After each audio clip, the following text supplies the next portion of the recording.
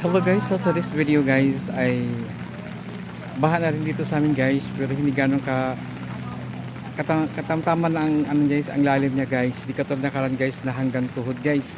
Ngayon mababa pa lang ang ngayon guys yung ano guys, yung baha dito sa kalsada.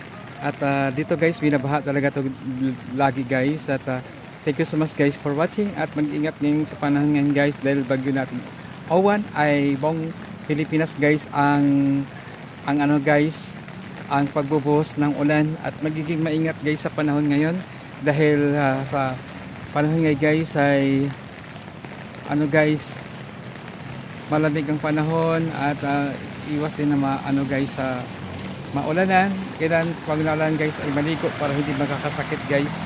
At thank you so much guys for watching at patuloy pa rin ang pag-uulan to guys, shower lang guys, hindi gano'n siyang kalakasan guys. Thank you so much guys for watching.